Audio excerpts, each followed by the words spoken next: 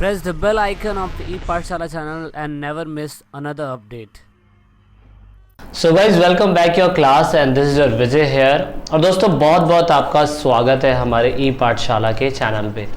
तो as you know that according to CBSE board नया syllabus add हुआ है क्लास 12 की पॉलिटिकल और ज्योग्राफी के अंदर, साथ में हिस्ट्री के साथ भी नई नई चीज़ें ऐड होने की अब सरकार ने जो सीबीएसई बोर्ड में नए सिलेबस को ऐड करा है उसके अकॉर्डिंग अब हम ये वीडियोस बना रहे हैं। दोस्तों ये कॉन्टेम्प्रेरी वर्ल्ड का 4th चैप्टर है और चैप्टर का नाम है alternative centres of powers, that means सत्ता के वैकल्पिक केंद्र। ये वीडियो का पहला पार्ट है दोस्तों, और इस वीडियो के अंदर हम बेसिक चीज़ें क्या पढ़ने की कोशिश करेंगे। हम बेसिक चीज़ें देखने की कोशिश करेंगे कि एट प्रेजेंट टाइम जब 3rd चैप्टर के अंदर आपने देखा कि USA is the top most, मैं बोल सकता हूँ, powerful nation among all the countries. क्योंकि यूएसए अगर देखा जाए तो वो कहीं ना कहीं बहुत पावरफुल है दूसरी कंट्री के कंपैरिजन में, लेकिन क्या अमेरिका से टक्कर लेने वाले दूसरे देश बने हैं या नहीं, तो हमें ये देखने की कोशिश करनी है ऑल्टरनेटिव सेंटर्स ऑफ पावर, यानी कि कुछ ऐसे विकल्प के केंद्र होंगे जिस पे हम नज़र डालने की कोशिश करेंगे।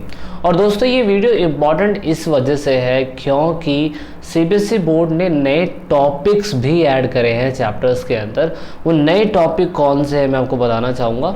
हम ये भी देखेंगे कि ऑल्टरनेटिव सेंटर्स कौन कौन से हैं अमेरिका के अलावा जो बहुत पावरफुल हैं और अमेरिका को कहीं ना कहीं टक्कर देने में पूरी की पूरी अपनी भूमिका निभा सकते हैं, दैट मीन्स रोल निभा सकते हैं। तो हम उनका रोल भी देखेंगे, कि इन फ्यूचर उनकी क्या पॉसिबिलिटी होंगी या इन फ्यूचर वो और ज़्यादा किस हद तक जा सकते हैं।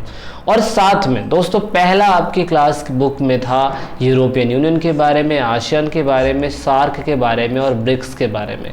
ब्रिक्स के बारे में अभी नया टॉपिक ऐड हुआ है, इससे पहले ब्रिक्स के बारे में आपकी बुकों के अंदर नहीं था। सीबीएसई बोर्ड ने इस टॉपिक को नया ऐड करा है। साथ में वो नेशंस के बारे में कुछ इन्फॉर्मेशन देना चाहता है, रशिया के बारे में, चाइना के बारे में, इजराइल और इंडिया के बारे में। क्या ये लोग भी एक इम्पॉर्टेंट नेशन हो सकते हैं यूएसए के कंपैरिजन में। तो दोस्तों आपको पूरी तरीके से चैप्टर में बहुत मसाला सीखने को मिलेगा। वीडियो का पहला पार्ट है ये, वीडियो के बहुत सारे पार्ट्स आएंगे, एटलीस्ट 4 से 5 पार्ट आएंगे, क्योंकि एक पार्ट में अगर हमें इन्फॉर्मेशन कलेक्ट करनी होती है तो काफ़ी लंबा बन जाता है पार्ट, इसी वजह से, ठीक है ना। तो अब हम बात करेंगे इसके अंदर धीरे धीरे करके ऑल्टरनेटिव सेंटर्स एक एक करके स्टडी करेंगे। तो सबसे पहले हम पढ़ेंगे यूरोपियन यूनियन के बारे में। आपको समझ में आ गया होगा क्लास 12th में चैप्टर 4 में कौन सा टॉपिक बताया हुआ है। बताया गया है अमेरिका के अलावा और कौन से ऐसे नेशन हैं जो पावरफुल है, ओके, या यूनियन बोल सकता हूँ या कमेटी बोल सकता हूँ, कुछ भी। तो दोस्तों यहाँ पे यूरोपियन यूनियन जो है 2nd वर्ल्ड वॉर के बाद उस समय पे सभी को पता था कि 1950 और 1945 में जब 2nd वर्ल्ड वॉर ख़त्म होता है दोस्तों, 2nd वर्ल्ड वॉर जब ख़त्म होता है तो उस टाइम पीरियड पे विश्व में बहुत सारी ऐसी कंट्रियाँ होती है जिनकी इकोनॉमिक जो थी वो बहुत ज़्यादा शैटर्ड हो गई थी, मतलब चकनाचूर हो गई थी।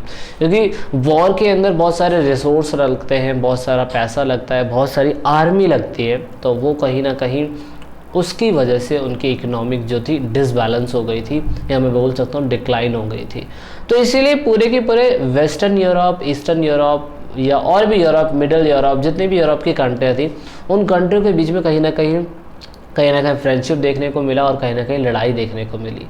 तो हम इस पार्ट के अंदर ये देखने की कोशिश करें कि 1945 के बाद जब कॉन्टेम्परेरी वर्ल्ड के अंदर शीत युद्ध जैसी सिचुएशन थी, यानी कि कोल्ड वॉर जैसी सिचुएशन थी, तो वेस्टर्न यूरोप की कंट्रियाँ क्या कर रही थी और वेस्टर्न यूरोप की कंट्री ने यूरोपियन यूनियन क्यों बनाया। तो यूरोपियन यूनियन ही आपका टॉपिक है, ओके। तो आपको समझ में आ रहा होगा कि हम क्या पढ़ने जा रहे हैं। 1945 के बाद की कहानी पढ़ेंगे और ये देखने की कोशिश करेंगे कि यूरोप की वो सारी कंट्रियाँ जिनको 1945 के बाद कहीं ना कहीं नुकसान झेलने को मिला था, तो उन लोगों ने अपने आप को स्टैंड अप करने के लिए, अपने आप को एक अच्छे लेवल तक ले जाने के लिए उन लोगों ने अपने आप में फ्रेंडशिप करी, और उस चीज़ से निकलती एक चीज़ जिसे बोलते हैं यूरोपियन यूनियन। अब यूरोपियन यूनियन क्या है, यूरोपियन शैली क्या है, काम कैसे करती है, अब पूरा हम इसमें यही डिस्कशन करेंगे, ओके। तो सबसे पहले इसकी शुरुआत होती है 1945 से, और 1945 के अंदर अगर आपको याद हो, सबसे पहले 1947 के अंदर एक थ्योरी आई थी।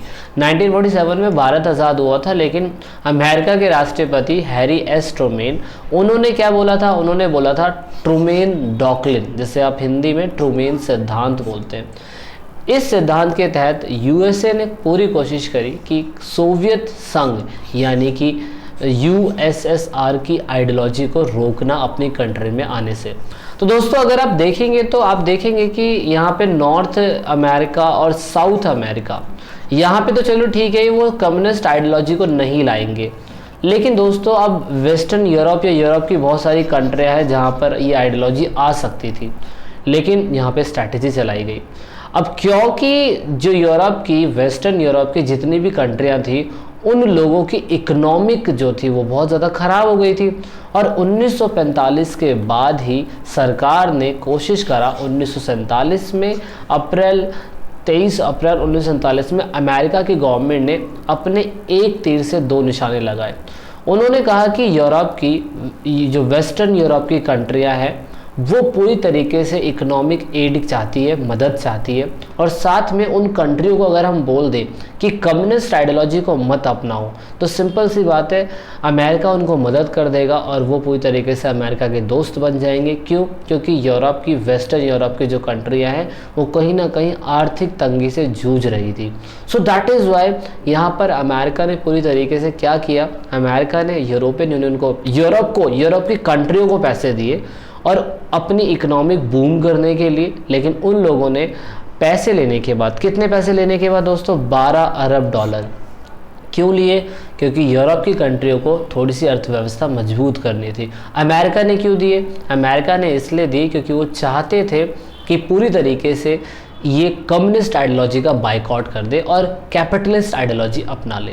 तो यहाँ पे अमेरिका को सीधा सीधा फ़ायदा दिख रहा था 12 अरब डॉलर दे के, ताकि वो अपनी आइडियोलॉजी को उन कंट्री के ऊपर हावी करवा सके। वैसे तो कैपिटलिस्ट आइडियोलॉजी ही अपनाती बाद में, और आज भी वेस्टर्न यूरोप की जितनी भी कंट्रियां हैं वो कैपिटलिस्ट है, लेकिन उस समय पे क्योंकि कोल्ड वॉर चल रहा था तो अमेरिका को कोई ना कोई चीज़ तो करनी थी। तो इस हिसाब से देखा जाए तो उस योजना चलाया गया, उस योजना का नाम रखा गया मार्शल प्लान। इसे हिंदी में मार्शल योजना बोलते हैं। आप समझेंगे 4 मार्क्स का क्वेश्चन आता है, मार्शल योजना क्या है, किसके द्वारा चलाई गई थी और क्या फ़ायदा था। ओके, तो यहाँ पे ये लोग यहीं नहीं रुके, इन लोगों ने 1952 तक लगभग ये योजना जारी रखी और इनको पैसे देते रहे। कहने का मकसद बस ये था, यूरोपियन यूनियन चाहते थे, यूरोप के लोग चाहते थे कि हमारी इकोनॉमिक बूम हो। तो दोस्तों अब यहाँ पे एक इंटरेस्टिंग स्टोरी बनती है। स्टोरी ये है कि जब यूरोप की कंट्री को पैसा मिल रहा था तो उन्होंने यूरोपियन यूनियन क्यों बनाया? तो यूरोपियन यूनियन बनाने का सीधा सीधा मकसद ये था कि यूरोप की जितनी भी कंट्रियाँ हैं वो आपस में एक साथ आ जाए और आपस में मिलकर ट्रेड करें, जिससे दूसरी कंट्रियाँ उनको दबा ना सके। तो हम ये देखने की कोशिश करेंगे अब कि यूरोपियन यूनियन के अंदर उन लोगों ने किस किस स्टेप से अपने आप को डेवलप करने की कोशिश करी। कौन सा स्टेप? पहला स्टेप 1948 के टाइम पीरियड में इन लोगों ने एक यूरोपियन इकोनॉमिक कॉरपोरेशन बनाया। यूरोपियन इकोनॉमिक कॉरपोरेशन को 1961 के बाद इसको नाम चेंज कर दिया गया और इसका नाम बन गया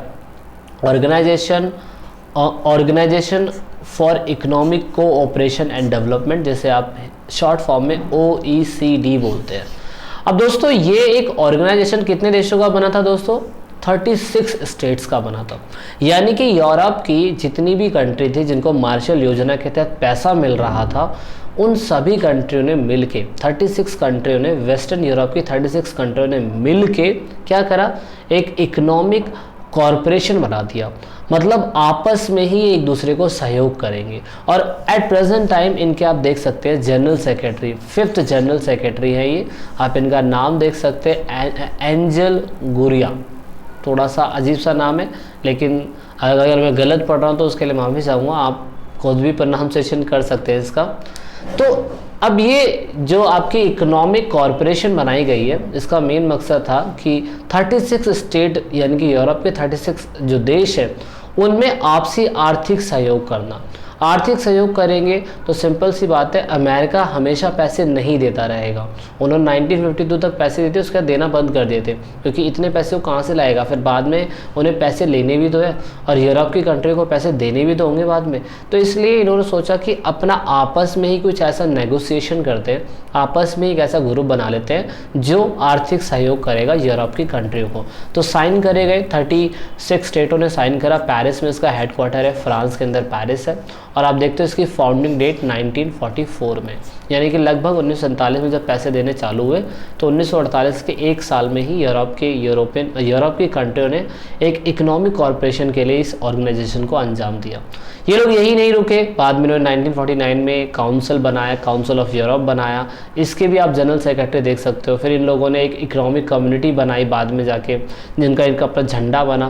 फाइनली इन लोगों ने जब 1991 के अंदर जब यूएसएसआर डिसइंटीग्रेट हो जाता है, और यूएसएसआर से बहुत सारी कंट्रियाँ, CIS, जिस बच्चे को नहीं पता वो मेरी सेकंड चैप्टर दे सकता है, उसको CIS पता चल जाएगा, कॉमनवेल्थ इंडिपेंडेंट स्टेट। यानी कि 1991 के बाद जब यूएसएसआर टूट जाता है, विघटन हो जाता है, तो उसमें से बहुत सारी कंट्रियाँ निकलती हैं। निकलने के बाद वेस्टर्न यूरोप की कंट्रियों ने और साथ में इस यूरोप की कंट्री ने, या जितने भी यूएसएसआर से कंट्रियाँ निकली थी, उन सभी कंट्रियों ने मिलकर 1992 के अंदर एक फॉर्मेशन करा, जिसे आप यूरोपियन संघ के नाम से जानते हैं। मतलब आप यूरोपियन यूनियन देख सकते हैं 1948 से बनना चालू हुआ था और फाइनली जाके 1992 के अंदर इसको सही रूप मिल पाया। इसका 7 फरवरी 1992 के दिन इसको साइन करा गया था, लेकिन इसको सही तरीके से इफेक्टिव में लाया गया था 1 नवंबर 1993 में। लेकिन अगर आपसे कोई डेट पूछे कि कब इसकी फाउंडेशन हुई थी, तो आप 1992 ही लिखेंगे। नीदरलैंड के अंदर मैनचेस्टिक एक जगह है जहाँ पे इसको साइन करा गया था, इसलिए से मैनचेस्टर ट्रीटी भी बोला जाता है। अब इसके अंदर दोस्तों बहुत सारी कंट्रियाँ हैं, जैसे आप देख सकते हो। आई थिंक इसके अंदर जहाँ तक है वो यूरोप की वही सारी कंट्रियां हैं जिन्होंने साथ में मिलकर इसको बनाने की कोशिश करी थी।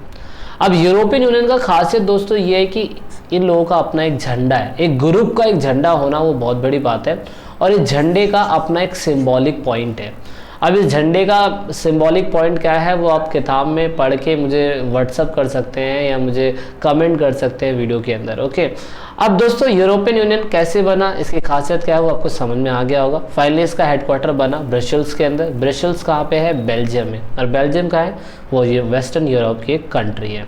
अब यहाँ पे शुरुआती समय में इसमें 12 थे, लेकिन बाद में जाके 28 देशों ने फाइनली इसमें साइन कर दिया। इनका मेन मोटो है वेस्टर्न यूरोप के अंदर जितनी भी डाइवर्सिटी है उनको एक साथ लेके आना।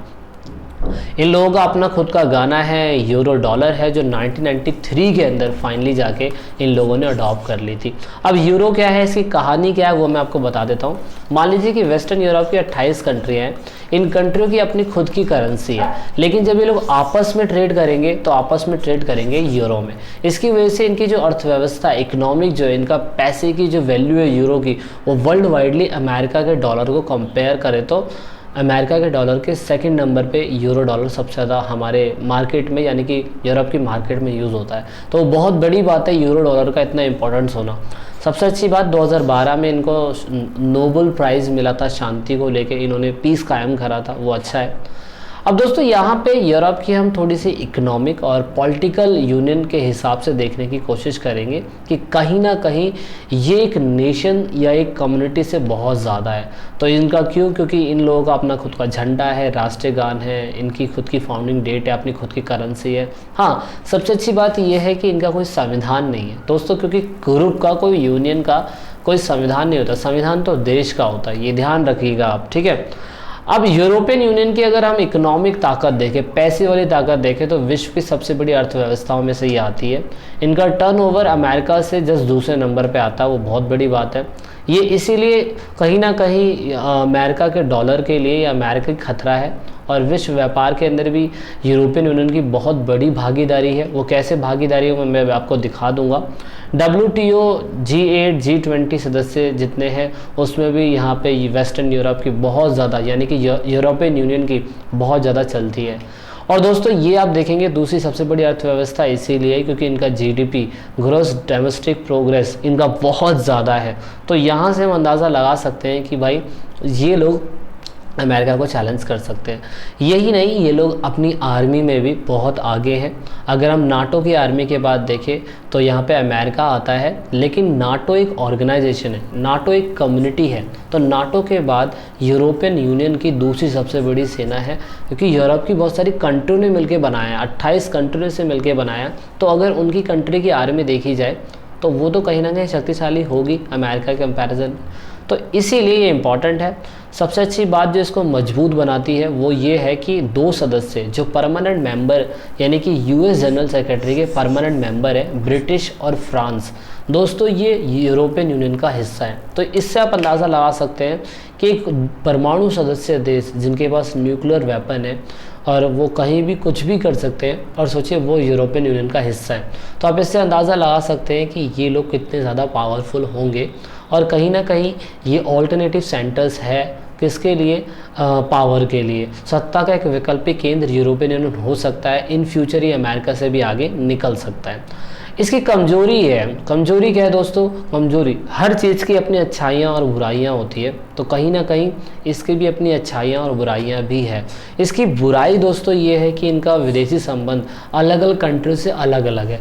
इनकी रक्षा की बात करें तो हर कंट्री की अपनी खुद की भी रक्षा होती है, और इसीलिए थोड़े से अलग है। इनका डिसीजन मेकिंग थोड़ा सा अलग है। एग्जाम्पल के लिए अगर मैं बोलूँ तो आपको पता होगा इराक एक इन्वेंशन हुआ था, अमेरिका ने इराक पर अटैक करा था 2003 के अंदर। तो दोस्तों अगर आपको पता है ब्रिटेन और फ्रांस यूरोपियन यूनियन के हिस्से हैं, तो यहाँ पर इनकी सोच में थोड़ा सा अंतर था।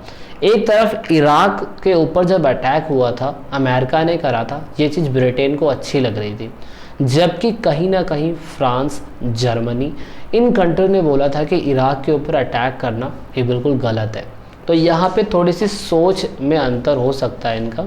और साथ में दूसरा अंतर ये मैंने आपको बता दिया था, दूसरा अंतर भी कि जब 1993 के अंदर यूरो डॉलर पे साइन करने की बात आ रही थी और ये कहा गया था कि यूरोप की कंट्रियों को अब अपनी करेंसी में नहीं यूरो में बिजनेस करना चाहिए, तो वहाँ पे फ्रांस ने और जर्मनी ने और इटली ने मना कर दिया था।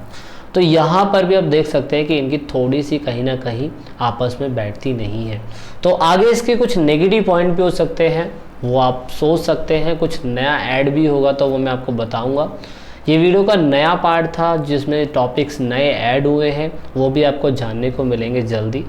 तो अभी के लिए इतना ही है इस वीडियो में, मिलते हैं हम नेक्स्ट पार्ट में। So this is it in this video. तो लास्ट में दोस्तों अगर आप वीडियो को देख रहे हैं और ई पाठशाला चैनल के आप सब्सक्राइबर हैं या नए सब्सक्राइबर हैं, तो ई पाठशाला की टीम से आप सभी को यही रिक्वेस्ट है कि आप इन सभी वीडियो को अपने दोस्तों के साथ शेयर ज़रूर करें, और कोशिश करें कि आप दूसरों को शेयर करवाने के लिए बोलें, क्योंकि आप जितना वीडियो को शेयर करेंगे उतना ही हम और लोगों की मदद कर पाएंगे, क्योंकि पढ़ेगा इंडिया जब भी बढ़ेगा इंडिया। तो वीडियो के लास्ट में वीडियो को एंड तक देखने के लिए, चैनल को सपोर्ट करने के लिए बहुत बहुत धन्यवाद। जय हिंद, जय भारत।